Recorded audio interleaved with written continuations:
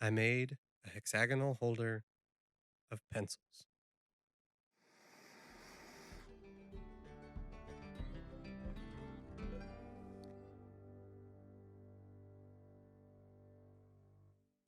So this is the first of a 4-part series on different ways to make hexagonal pencil holders. It all started with the fiance asking me to make her a pencil holder for her new desk, and I just started thinking of what are the different ways that you can elevate a pencil holder, and all these different ideas came into mind. And I'm sorry if it came across as a little clickbaity with pencil holders 4 ways, but I only show the plain one here. It just turned out to be too much to put into one video, so I broke it up into 4. If you're interested in one of the other ones that you saw in the thumbnail, make sure to hit the notification bell button so that you can get notified when those come out. You just saw me dimensioning some scrap pallet wood I had. I think it's maple, more than likely. You can actually find hardwood pallets if you look hard enough, but I just jointed it down, planed it to 1/4 of an inch thick, and now I'm squaring up one edge. And after turning my table saw at 30 degrees, I put the initial bevel on one side.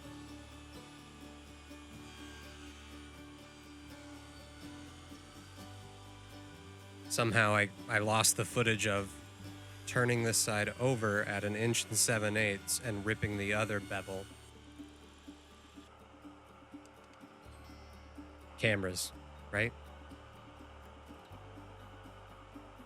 And then I'm cutting them down to 4 7/8 inches. I have plans to offer plans,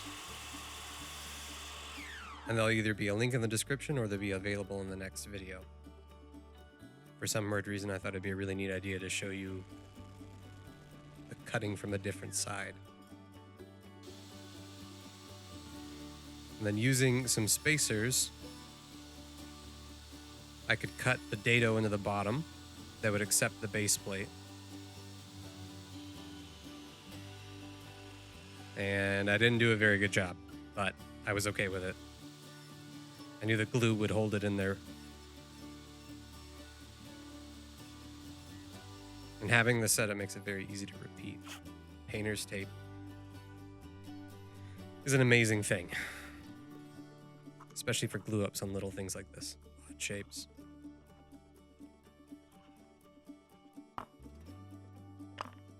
I think it was Dustin Penner that I first saw use tape in so many amazing ways.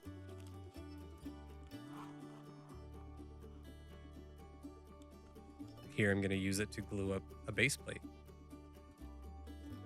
Instead of clamping and dealing with all that, painter's tape does it just fine.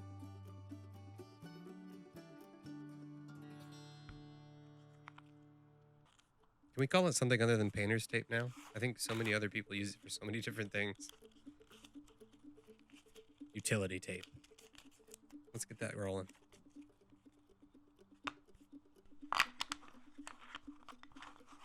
And then with these hexagons, the best thing that you can do is to finish the inside before you assemble, because there's no way you're sanding and putting finish after you glue everything up. This was my first attempt at making a base plate, and I screwed up. Made it way too tiny.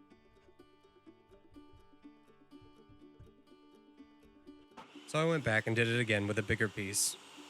And after doing this first one, I learned a couple tips and tricks to accurately cut a base plate that'll fit these perfectly, and I'll show that in the next video. So if you haven't already, make sure you subscribe and hit the bell notification so that when that one comes out, you can see all of the things that I learned from this one improved upon.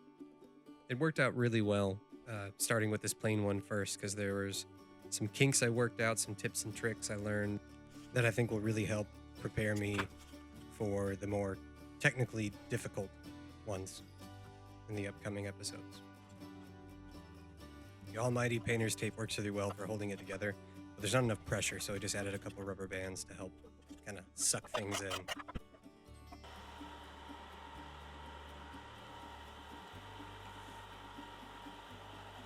This is really easy to mess up, so if you're doing this on a belt sander to refine the edges and clear up any gaps, be careful. After sanding, I took it over to the bandsaw with a miter gauge to even up the top and bottom.